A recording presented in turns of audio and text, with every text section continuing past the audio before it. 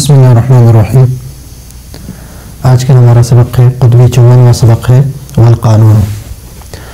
اس سبق میں ایک ہے جو تعریف میں ہم پڑھ چکے ہیں، المنطق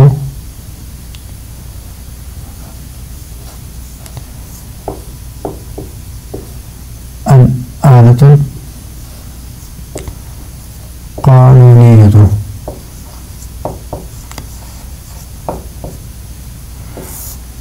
تو یہاں پر آلۃ قانونیۃ، آلے کی تعریف ہم پہلے ذکر کر چکے ہیں کہ آلہ اس کو کہتے ہیں کہ وہ فاعل، وہ واسطہ ہوتا ہے فاعل اور منفعل کے درمیان، فی وصول اثرہ الیہ، یعنی فاعل کے اثر کو منفعل تک پہنچانے کے لیے آلہ ہے۔ تو اب یہاں پر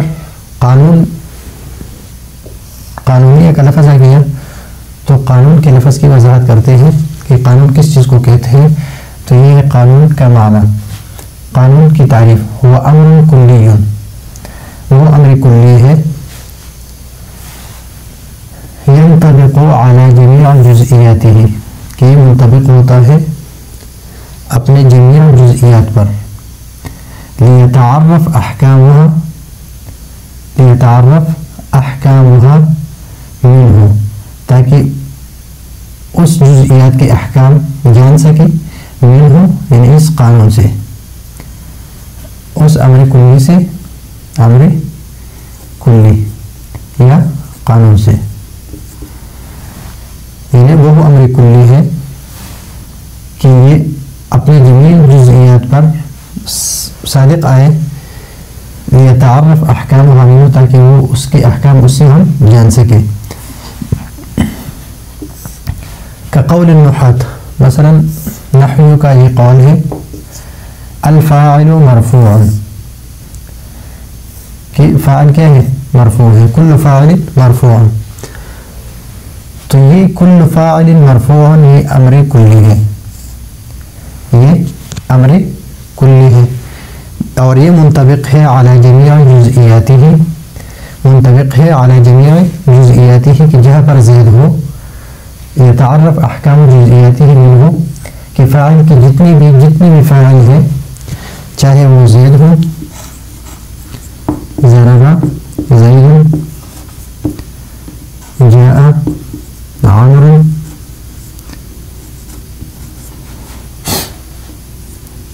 ذهب بکر، ابھی یہ فاعل ہے، یہ بھی فاعل ہے اور یہ بھی فاعل ہے، یہ فاعل کی جزئیات ہے، فاعل کی جزئیات ہے۔ تو ابھی جزئیات علی جمیع جزئیاتہ، یہ صادق آ رہا ہے اپنی، یہ منطبق ہو رہا ہے اپنی ساری جزئیات پر، اس وجہ سے یتعرف احکام جزئیاتہ، کہ اس فاعل کے جو احکام ہیں، یعنی بکر کے جو حکم ہے، عمر زید، اس کے جو احکام ہیں اس کو ہم جان سکیں اس امر کلی سے یا اس قانون سے، حتی یتعرف منہ، یہاں تک کہ اس سے ہم جان سکیں، ان زید مرفوع، اگر آپ کہیں کہ زید جو تو یہاں پر منصوب ہے، تو اس زید کے بارے میں نہیں بتا رہے، بلکہ یہ زید فی قولنا، ضرب زید، فی قولنا ان زید مرفوع فی قولنا، ہمارے اس قول میں زید مرفوع ہے، ضرب زید،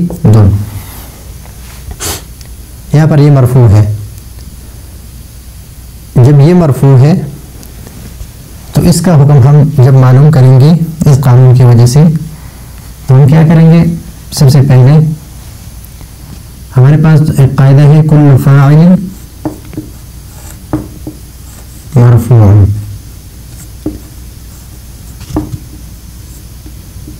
یہ کل فاعل مرفوع، یہ قاعدہ ہے ہمارے پاس۔ ابھی مثلا فاعل کی جزئیات ہے، فاعل کی جزئیات ہے، زید ہے، عمر ہے، بکر ہے، اس میں سے کسی کو بھی ہم معلوم کرنا چاہتے ہیں تو ہم یہ زید یہ اس فاعل کی جزئی ہے، تو اس کو ہم یہاں پر لگا دیں گے زید، اور اس قاعدہ کلیہ جو ہے اس کے موضوع کو، اس کا یہ موضوع ہے اور یہ محمول ہے، اور یہ زید موضوع ہے، اور اس موضوع کو، اس فاعل کو ہم کیا کریں گے، یہاں پر لگائیں گے زید فاعل، تو یہاں پر یہ صغرا ہے، صغرا فاعل، زید فاعل، صغرا میں اس کو ہم نے کیا بنا دیا، محمول بنا دیا، یعنی قاعدہ کلیہ کے موضوع کو ہم نے صغرا کا محمول بنا دیا۔ ابھی کبرا جو ہے یہ لکھیں گے کل فاعل زید فاعل وکل فاعل مرفوع، فاعل مرفوع، اور ہر فاعل کیا ہے، مرفوع ہے، تو یہ کبرا ہے۔ ابھی جب ہم نتیجہ نکالیں گے تو حد اوسط جو ہے اس کو بیچ سے ہٹا لیں گے، تو یہ نتیجہ نکلے گا زید مرفوع، زید کیا ہے، مرفوع ہے، اس لیے کہ زید فاعل ہے اور ہر فاعل کیا ہے، مفعول ہے، مرفوع ہے، تو زید بھی اس کے جزئیات میں سے ہے، تو زید بھی مرفوع ہے۔ تو قاعدہ کلیہ کے ذریعے سے کسی جزئی کی حال جو ہے وہ معلوم کرنا، کا حال معلوم کرنا، وہ اسی طرح ہم کر لیں گے کہ قاعدہ کلیہ کے صغرا کو، قاعدہ کلیہ جو ہے کل فاعل مرفوع، اس کے محمول کو، یعنی اس کے موضوع کو ہم صغرا کے محمول بنا دیں گے، اور جو جزئی ہے اس کو موضوع۔ پھر آگے دوسرا مقدمہ جو ہے وہ کبرا میں وہ قاعدہ کلیہ لگائیں گے، اور پھر اس کا حد اوسط ہٹا کے جو نتیجہ نکلتا ہے تو یہ ہے نتیجہ نکال دیں گے کہ زید مرفوع ہے۔ تو حتی یتعرف منہ، یتعرف منہ یعنی من الامر الکلی، اس امر کلی کے ذریعے سے، جس طرح میرے پاس ہے کل فاعل مرفوع، تو ہم زید جو ہے زید کے حال بھی معلوم کریں گے، زید ہے فاعل، زید کیا ہے، فاعل ہے، تو اس فاعل، یہ فاعل کی جزئی ہے، تو ہم یہ دیکھ لیں گے کہ زید کیا ہے، یہاں پر زید جزئی ہے اور فاعل ہے، یعنی فاعل کی جزئی ہے، اور اس کی حالت ہم معلوم کرنا چاہتے ہیں کہ یہ منصوب ہے، مجرور ہے، مرفوع ہے، تو ہمارے پاس ایک قاعدہ ہے کہ کل فاعل مرفوع، تو ہم نے یہاں پر قاعدہ بنا دیا کہ کل فاعل مرفوع یعنی زید فاعل وکل فاعل مرفوع، فزید مرفوع، تو زید کیا ہے، مرفوع ہے، تو یہاں پر زید کیا ہے، مرفوع فی قولنا ضرب زید فإنه فاعل، فإنه یعنی فإن زیدا فاعل، اس لیے کہ زید کیا ہے، فاعل ہے۔ اب یہ کہتے ہیں کہ انما کان المنطق، انما کان المنطق آلۃ، منطق جو ہے وہ آلہ ہے، تو کس طرح آلہ ہے، لأنہ واسطۃ، یہ واسطہ ہے، بین القوۃ عاقلۃ، یہ قوت عاقلہ کیا ہے، یہ فاعل ہے، اور مطالب الکسبیہ فی الاکتساب، یہ کیا ہے، یعنی تصورات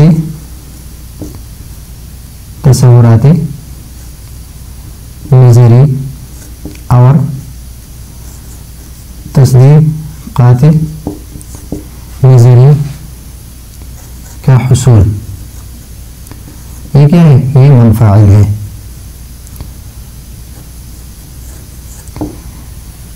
تو یہ فاعل ہے اور یہ منفعل ہے، اور یہ قانون جو ہے یہ بیچ میں واسطہ بنتا ہے، یعنی اس کے ذریعے سے یہ حاصل کیا جاتا ہے، تو یہ کیا ہے، یہ آلہ بن گیا، یہ فاعل، یہ منفعل، یہ فاعل، اور یہ مطالب کسبیہ فی الاکتساب، وبین المطالب الکسبیہ فی الاکتساب، یہ اس کے لیے منفعل ہے، اور یہ قانون یعنی منطق، یہ اس قوت عاقلہ کے اثر کو پہنچاتا ہے کس کی طرف؟ تصورات نظریہ و تصدیقات نظری کے حصول تک، اس تک پہنچاتا ہے. اس کے ذریعے سے ہم یہ حاصل کرتے ہیں. اس طرح آرے کے ذریعے سے ہم لکڑی کاٹتے ہیں، تو اسی طرح قوت عاقلہ کے ذریعے سے، یعنی اس منطق کے ذریعے سے قوت عاقلہ جو ہے وہ ادراک کرتا ہے تصورات نظری اور تصدیقات نظری کے. یہ بات ہو گئی یہاں پر قانون. پھر قانون کو ہم کس طرح لگائیں گے، اس سے ایک جزئی کو کس طرح معلوم کریں گے، وہ بھی میں نے آپ کو بتا دیا. اب یہاں پر ہے کہ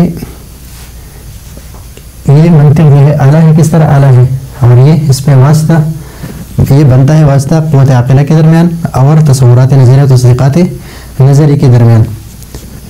اور اس کا جو اثر ہے یعنی حصول ہے وہ منطق پہنچاتا ہے قوت عاقلہ کے اثر جو ہے مطالب قصبیہ فی الاکتساب کی طرف پہنچاتا ہے. تو اس وجہ سے یہ اعلیٰ ہے. اب یہاں پر ایک مسئلہ اور ہے کہ وَإِنَّمَا كَانَ قَانُونًا، وَإِنَّمَا كَانَ یعنی كَانَ الْمَنطِق قانون، کہ منطق جو ہے یہ قانون ہے. إِنَّمَا كَانَ الْمَنطِقُ آلَةً، کہ منطق اعلیٰ ہے. وَإِنَّمَا كَانَ قَانُونًا، اور یہ قانون ہے. لِأَنَّ، اس لیے کہ مسائلہ یعنی مسائل المنطق قوانین، مسائل لأن مسائلہ قوانین، کلیت کلی قوانین ہے،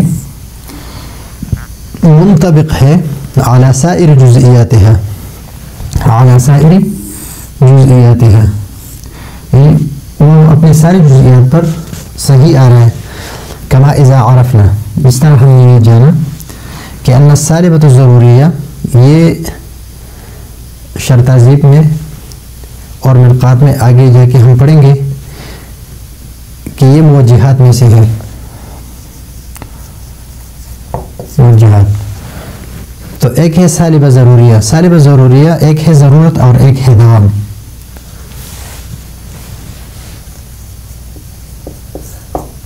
ضرورت کا معنی ہے کہ محمول کی نسبت موضوع سے عقلاً محال ہو. یہ ضرورت ہے کہ محمول کی نسبت موضوع سے عقلاً محال ہو. مثلا الانسان حیوان بالضرورت، تو بالضرورت مطلب یہ ہے کہ انسان جو ہے حیوانیت کی جو نسبت ہے یہ محمول ہے اور یہ موضوع ہے. یعنی محمول کی جو نسبت ہے موضوع کی طرف، اس نسبت، یہ نسبت موضوع سے عقلاً یعنی جدا ہونا، محمول کی نسبت موضوع سے جدا ہونا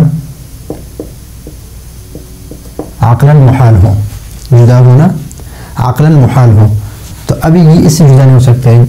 انسان جہاں پر انسان ہو، حیوانیت اس کے ساتھ ضروری ہے، یہ اس سے جدا نہیں ہو سکتی.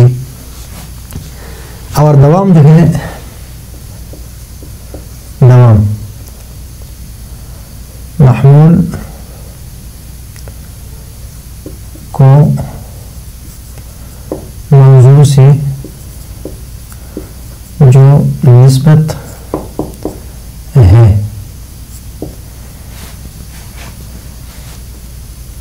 امکان کے باوجود، یعنی یہ اس سے جدا ہونے کے امکان کے باوجود یہ نسبت موضوع سے جدا ہو سکتا ہے. ان امکان کے باوجود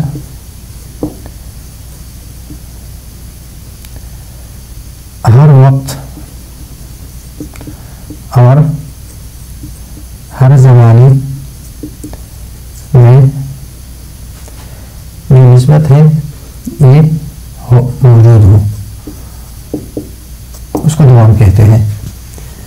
ایک ہے ضرورت کہ یہ عقلاً محال ہو، اور یہ ہے کہ جدا ہونے کے امکان کے باوجود ہر وقت اور ہر زمانے میں محمول کی جو نسبت ہے موضوع کی طرف یہ اس کے ساتھ ہر وقت ہو اور ہر زمانے میں ہو۔ مثلا جس طرح فلک کے ساتھ حرکت ہے، فلک کے ساتھ جو حرکت ہے وہ امکان ہے کہ اس سے الگ ہو، لیکن ابھی تک اس کے ساتھ لگا ہوا ہے، وہ حرکت لگی ہوئی ہے اس کے ساتھ اور اسے جدا نہیں ہے، تو اس کو کہتے ہیں دوام۔ تو ابھی یہ ایک ہے دوام اور ایک ہے دائمہ، ایک دائمہ ہے الی قول شیء من الحجر بانسان دائما، تو اس کا عکس جو ہے کما اذا عرفنا، ہم نے جانا ان السالبۃ ضروریہ تنعکس الی سالبۃ دائمہ، جب ہم نے یہ جانا کہ سالبہ ضروریہ جو ہے اس کا عکس ہے سالبہ دائمہ، سالبہ دائمہ۔ اگر آپ وجہت پڑھ چکے ہیں تو یہ آپ کے لیے آسان ہے، اگر نہیں پڑھے تو انشاءاللہ مرقات میں ہم آگے جا کے پڑھ لیں گے۔ عرفنا، ہم یہ جانا کہ لا شیء من الانسان، تو ابھی یہ بات بھی یاد رکھیے کہ ضرورت اور دوام کے درمیان، ضرورت اور دوام کے درمیان جو نسبت ہے وہ کیا ہے؟ عموم و خصوص، یعنی جہاں پر ضرورت ہو وہاں دوام پایا جاتا ہے، لیکن جہاں پر دوام ہو وہاں ضرورت کا پایا جانا ضروری نہیں۔ تو یہ قاعدہ ہے کہ سالبہ ضروریہ جو ہے وہ اس کا عکس جو ہے یہ کیا ہے؟ سالبہ دائمہ ہے۔ مثلا یہاں پر ہے لا شیء من الانسان بحجر بالضرورت، کہ کوئی انسان جو ہے وہ حجر نہیں ہے بالضرورت، یعنی اس نسبت کی، اس سے الگ ہونا، یعنی اس کی جو نفی ہے، یعنی حجریت کی نفی انسان سے، یہ بھی ضرورہ ہے، یعنی اس سے جدا ہونا عقلاً محال ہے۔ ینعکس الی قولنا، یہ منعکس ہے، یعنی اس کا عکس جب ہم نکالتے ہیں تو اس کا عکس اس طرح نکالیں گے کہ یہ یہاں پر جو نسبت ہے یہ ہم کیا نکالیں گے؟ دوام دائمہ۔ لا شیء من الحجر بانسان، اب یہاں پر انسان پہلے ہے، یہاں پر یعنی موضوع کو محمول بنا دیا، محمول کو موضوع بنا دیا، لیکن یہاں پر کیا گیا؟ ضرورت کی جگہ پر دائمہ رہ گیا، تو اس کا عکس بن گیا سالبہ ضروریہ کا عکس جو ہے وہ کیا ہے؟ سالبہ دائمہ ہے۔ تو جہاں پر بھی ہم سالبہ ضروریہ دیکھیں گے، یہ بھی اس کے ان جزیات میں سے ہے، تو جہاں پر سالبہ ضروریہ دیکھیں گے تو اس کا عکس بن گیا سالبہ دائمہ۔ تو یہ ہے آج کا ہمارا سبق، اگلے سبق کے لیے اجازت چاہتے ہیں، اللہ حافظ۔